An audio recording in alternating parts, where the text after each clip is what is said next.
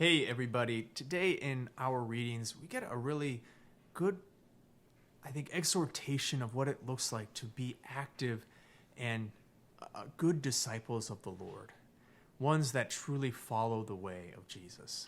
So we hear about in the Acts of the Apostles how Paul and Barnabas are going about to these different communities and they're preaching the word of God, and kind of how they've gotten some pushback to begin. Like there are some Jews from Antioch and Iconium, and they won over these people, these crowds against Paul and Barnabas. And they stone Paul and drag him out of the city. But they get him and he's fine.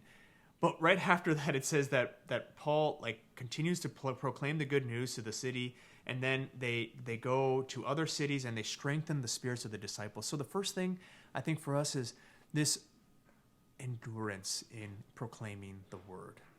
I think for myself and for so many others, it can be this, I can have this fear of what if someone doesn't like what I'm saying? Or I can be so worried and I start tiptoeing around not wanting to offend or whatever. And then, of course, I'm not going to try to offend anybody.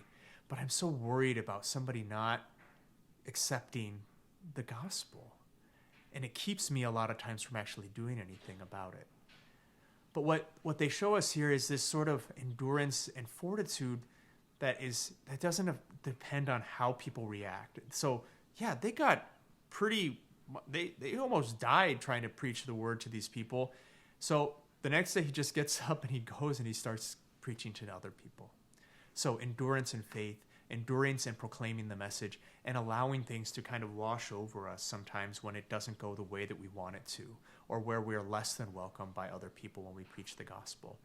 The next thing is just continuing to spread the good news, the good things that are happening, to share the joys of it. So Paul and Barnabas go and they continue to strengthen the spirits of other people. They say that they call the church together when they get to Antioch, and they report what God has done with them and how he opened the door to the Gentiles. So to tell other people the good news that's happening, when we share testimony and witness, it builds up the faith of others. It helps me to hear when someone else has had a success in evangelizing, or when they've seen somebody healed through prayers to Jesus.